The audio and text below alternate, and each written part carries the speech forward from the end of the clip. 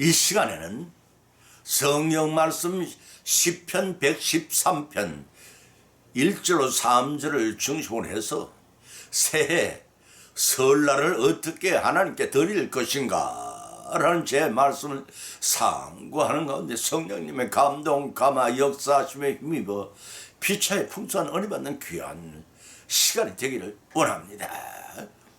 서양에서는 별자리를 중심으로 태어난 달을 정하는 조디악의 원력을 사용해 왔습니다. 지금도 사용하고 있습니다. 동양의 한문 문화권에서는 12간제의 짐승 중에 그 달을 정해서 무슨 띠의 해에 태어났는지를 정했습니다.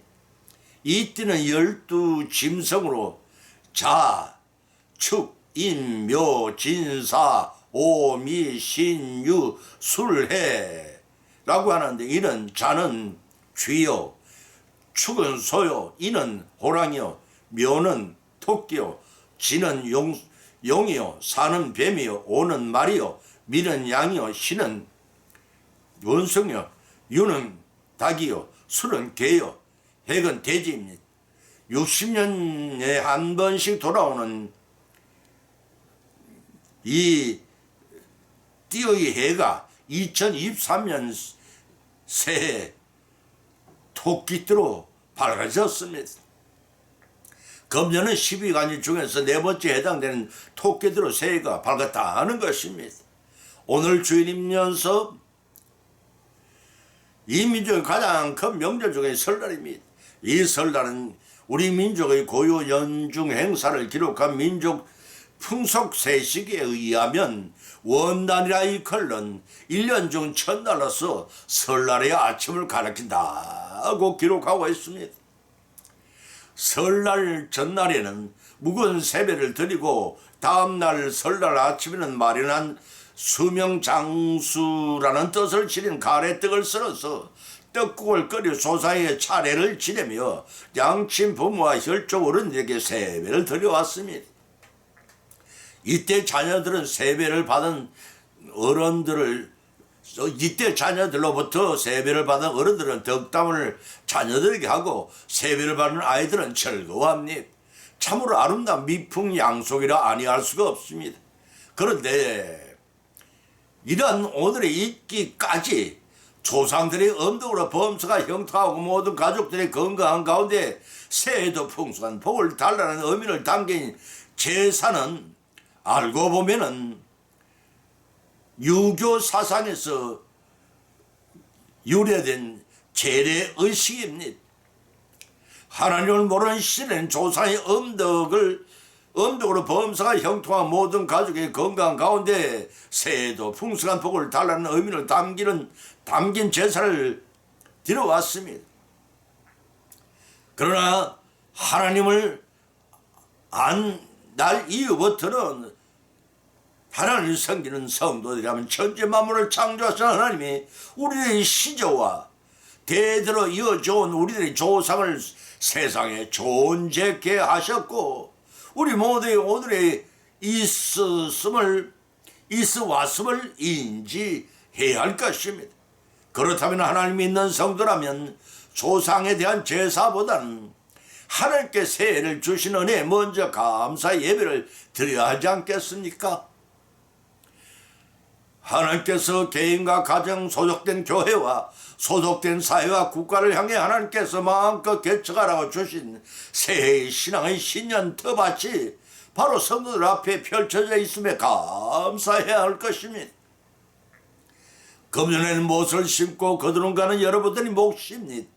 그런데 지나가는 한 해는 대다수의 초신자들이나 성숙된 믿음의 성도들이 일방적인 요구만을 하나님께 갈구하지 않은 날을 살펴보시고 금년 하나님께 무엇을 어떻게 드리며 풍성리할 것인가를 추구해 나가시는 성도 여러분의 가정과 성령 교회 소속된 사회와 나라가 되기를 새해는 소망하고 기원해야 되지 않겠습니까? 2022년의 묵은 해의 잘잘못을 이어져가는 해가 되어서는 아니 되겠습니다. 실패의 앙앙불락하지 말고 실패한 사역을 거울 삼아 벅찬 소망을 갖고 우리의 의지로 심고 하나님 뜻으로 풍성한 결실을 거두시는 여러분과 저희 한 해가 되시기를 먼저 기원합니다. 이 시간에는 함께 드려야 할 것들이 무엇인지 세 가지를 성경 말씀에 발차여 상고하는 가운데 피차에 은혜 받는 귀한 주님의 날이자 우리 민족 고유의 명절인 설날이 되시기를 예수님으로 축원드립니다.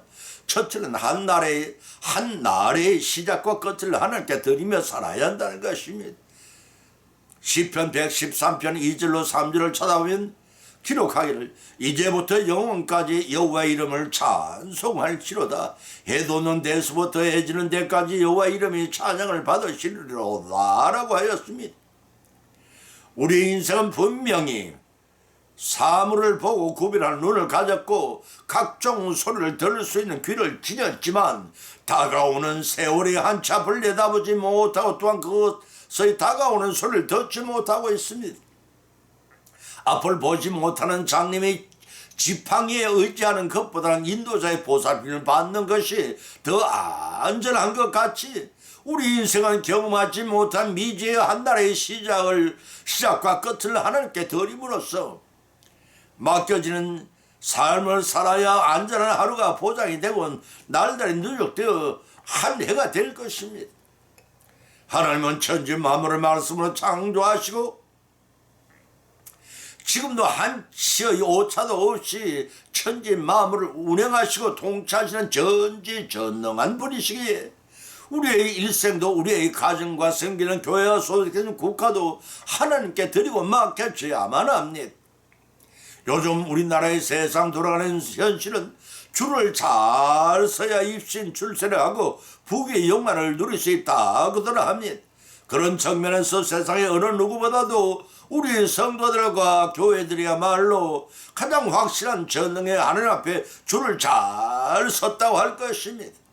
육신적인 세상의 것들은 육신이 쇠락하면 죽음으로 끝나지만 영적인 삶은 영원히 보장되는 믿음의 줄이기 때문인. 그렇다면 우리의 일생을 어떻게 드려져야 성령한 삶을 누릴 수 있을 것인가를 생각해 보지 않을 수가 없습니다.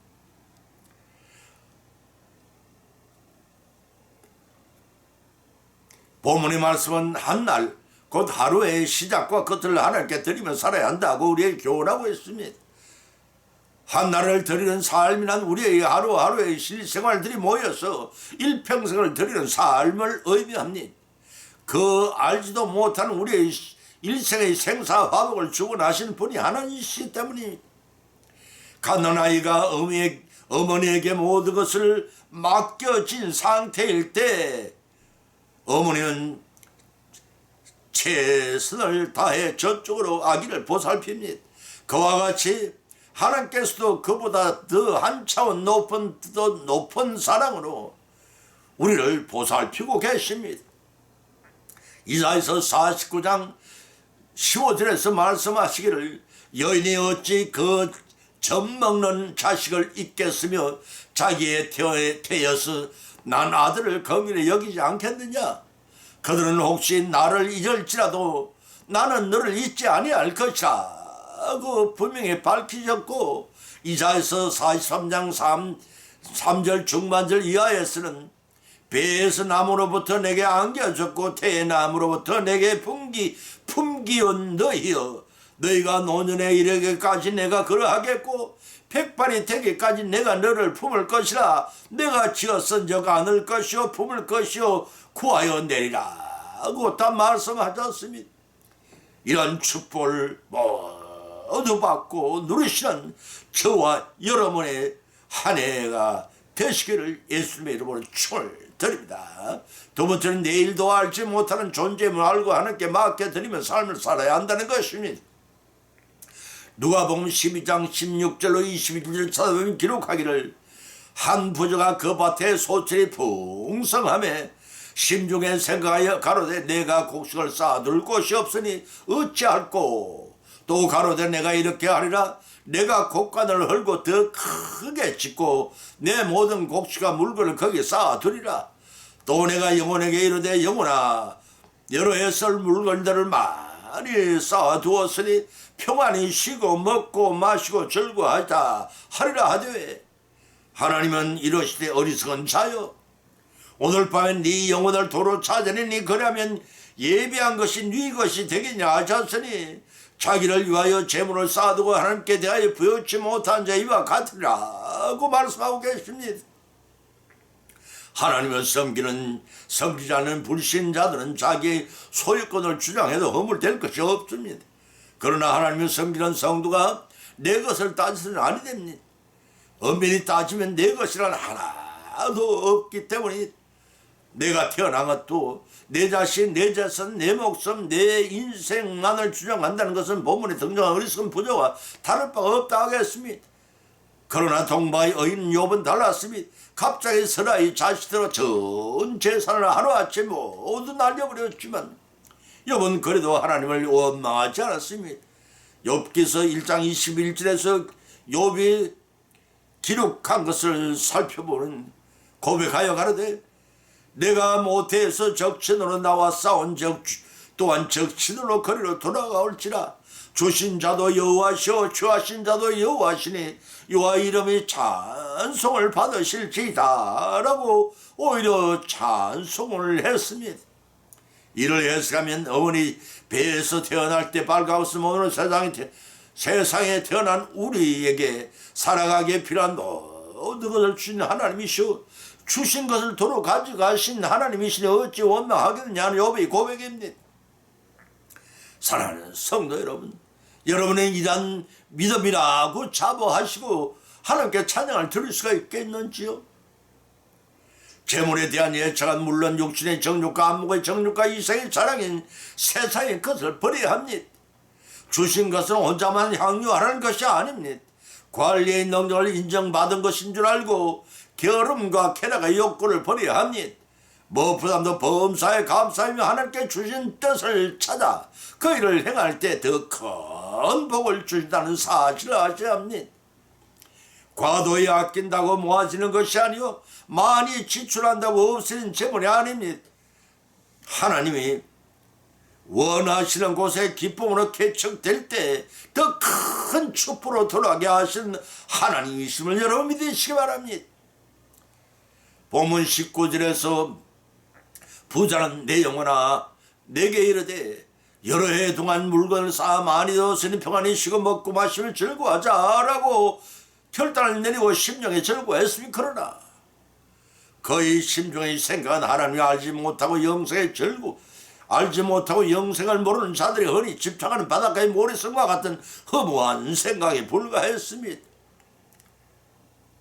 바닷가의 모래성과 같이 파도가 쳐면은 허물어지고 하는 허무한 생각에 불과했습니다. 본문 20절에서는 예수님께서는 어리석은 자여 오늘 밤에 네 영혼을 도로 찾으려니 그리하면 네가 예배한 것이 네 것이 되겠냐고 반문하며 지적하였습니다.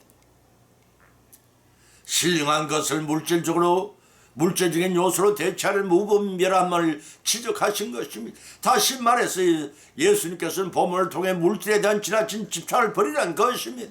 물질은 맡은 자로서의 정직의 의식이 되어 있음을 지적한 것이요 물질을 주신 하나님께 대한 감사가 없고 물질을 영혼까지 해결하겠다는 어리석은 자가 되지 말라는 교훈입니다. 본절 말미에 주께서 엄히 결론을 내리시기를 오늘 밤 네 영혼을 도로 찾으리니 네가 예배한 것이 네 것이 되겠냐는 반문을 하셨습니다. 이처럼 인간의 생사하복은 주님의 장중에 있으니 탐정하지 말고 주님이 주신 뜻을 항상 겸손히 찾아서 선을 행하라는 말씀입니다. 하늘은 상급을 받는 나라요 언제 우리의 영혼을 부르실지 모르는 것이 인생의 나날들입니다. 따라서 내일도 알지 못하는 존재만 알고 인식하고 어리석은 부자와 같이 되어 후회하지 마십시다. 성령을 위해 드려야 할 것이 뭔지를 찾아주신 뜻을 행함으로써 하나님이 기쁘게 해드리는 우리 모두의 승리하는 새해를 맞이하시기를 예수님 이름으로 간절히 축을 드립니다. 세 번째는 하나님이 주권 속에 있음을 알고 순종으로 드려지는 삶을 살아야 합니다. 창세기 1장 27절로 28절에 말씀하시기를 하나님이 자기 형상 곧 하나님의 형상대로 사람을 창조하시되 남자와 여자를 창조하시고 하나님이 그들에게 복을 주시며 그들에게 이르시되 생육하고 번성하여 땅에 충만하라 땅을 정복하라 바다의 고기와 공중의 새와 땅에 움직일 모든 생물을 다스리라 하시니라 하는 그 말씀을 통해서 우리는 하나님의 주권 속에 있음을 확신할 수가 있습니다.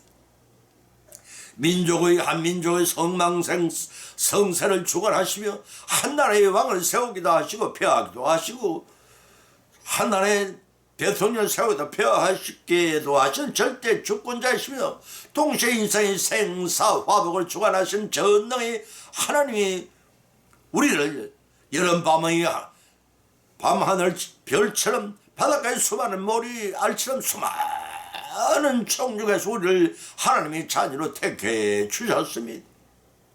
그런데 우리는 잘 나갈 때는 하나님을 스스로 떠나 잊고 살다가 어려운 환경과 환란에 처하면 하나님이 찾습니다. 그 자체가 우리 인생의 주권이 하나님께 손을 인정한 것이 아니겠습니까? 탕자가 분깃을 다 탕진하고 돌아온 것도 하나님 배후의 역사하시며 형제들에게 팔려간 요셉의 온갖 고생 끝에 애굽의 총리를 만들어 야곱의 일족을 흉년에서 구하게 하신 것도 하나님의 배후의 역사이십니다. 이처럼 오묘하신 섭리로 택한 자들 80억 인구 중에서 우리를 불러내신 것도 그리고 우리를 택하여 하나님의 자녀로 만드신 것도 모두 다 배후에서 임으로 조정하시는 하나님의 역사의 언어로 참된 성도가 되어 교회를 이루어 나가는 일원이 되게 하신 것도 모두 하나님의 축복 중에 축복인 것입니다. 당시에는 기도해도 대답이 없고 처절하니만큼 강구해도 무응답의 상황에서 대부분의 사람들은 여호와께서 자기 백성을 버리셨다 나를 버리셨다고 믿었습니다. 그러나 하나님은 항상 그 자리에 계십니다. 쳐다보는 사람의 마음에 따라 밤하늘이 달이 그 모양이 달라 보이듯이 변화된 것으로 보일 뿐임을 아셔야 합니다. 하나님 우리 자녀들을 향한 사랑 그와 같이 안결같다는 자이시면 한 번 택하시고 언약하신 걸 영원히 변했지 않으시는 하나님이심을 믿으시기 바랍니다. 인간이 시시각각 변하고 절과 때를 따라 변하고 탐욕 때문에 변하고 부귀와 영화와 건세 때문에 조소로 변할 뿐입니다. 때문에 한 번 택하신 자를 결코 버리지 않으시는 고의는 버리시기 때문에 하나님은 백성의 범죄한 엄히 징계하시되 영원히 버리지 않으시고 다시 회복시키는 사랑이 하나님이십니다. 강구하였으나 응답이 없다고 낙심할 때 필요는 강구하였으나 응답이 없다고 낙심할 필요는 없습니다. 늦은 비와 이런 비를 적절히 때를 따라 내려주시고 오곡백과 무르익은 열매로 출하게 하시는 그분 능치 못함이 없는 전능의 하나님을 여러분 또한 믿으시기 바랍니다. 이와 같이 하나님과 택함을 입은 성도들과 목회자 사이는 끈끈 사랑의 줄로 묶여져 있습니다. 그 사랑을 끊을 자가 없고 그 긍휼히 여기심을 주님과 우리 사이에 끊을 자 방해할 자가 아무도 없습니다. 이제 우리가 원하는 바는 성착교회 하나님께 드려야 할 것이 무엇인지가 자명해졌습니다. 그것은 하나님의 오묘하신 섭리와 주권 속에 있는 자녀들이 소속된 가정과 승비는 교회와 국가로 알고 다가오는 한 해를 두려워하지 말고 모든 사역을 하나님께 전적으로 맡기라는 것입니다. 믿지 않으면 맡길 수가 없습니다. 믿고 맡김으로써 강구한 바를 모두 성차여 누리시는 저와 여러분의 기쁨이 한 해 설날이 되시기를 예수님의 이름으로 간절히 축을 드립니다. 결론을 맺습니다. 오늘의 본 말씀은 상고하는 가운데 피자의 나름대로 은혜를 믿음대로 은혜를 받고 또한 세 가지 교훈을 받은 줄 압니다. 그 첫 번째는 새해는 하나님께 드려야 할 것은 한 날의 시작과 끝을 드리며 살라는 것입니다. 하루의 일과를 맡긴 채 인도하시가 보살핌을 받고 사는 주님 안에 한평생 신앙생활을 하라는 것입니다. 두 번째는 새해에는 하나님께 드려야 할 것은 내일도 알지 못하고 사는 존재임을 인식하라는 것입니다. 인간이 교회 갈지라도 그 일을 성취시키는 이는 하나님을 알고 맡겨드림으로써 겸손할 줄 아는 성령의 삶을 사는 것입니다. 세 번째는 새해에는 하나님께 드릴 것은 인간의 생사 화복에 하나님의 주권 속에 있음을 알고 감사하고 맡김을 드림으로써 더 큰 감사를 받는 성리한 삶을 사는 것입니다. 이러한 교훈의 말씀을 받은 것으로 거치지 말고 우리의 실생활 가운데 적용하여 실천하십시다. 그래 성령이 역사하심에 힘입어 나가도 복을 받고 들어와도 복을 받는 저와 여러분의 선날 설날 또한 새해가 되시기를 예수님 이름으로 간절히 축원을 드립니다. 찬송가 304장을 올리겠습니다.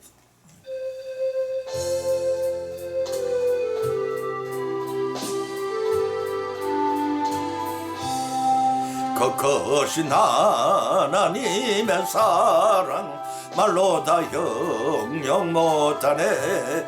저 높고 높은 별을 넘어 이 낮고 낮은 땅 위에 죄범한 영혼 구하려 그 아들 보내사 화목제물 삼으시고 죄 용서하셨네.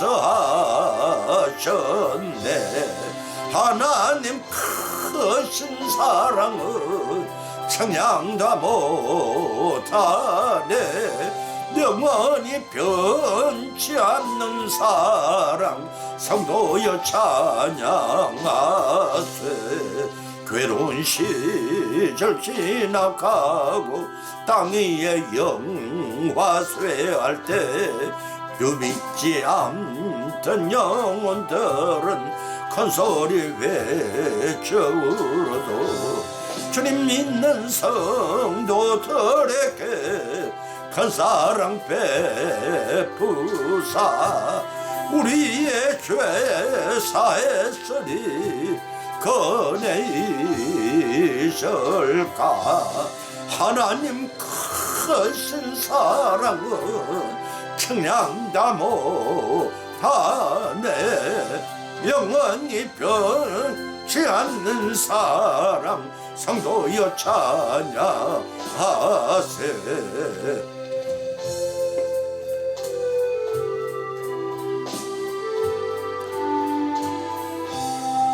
하늘을 두루마리 삼고 바다를 먹물 삼아도 하는 하나님의 사랑 다 기록할 수 없겠네.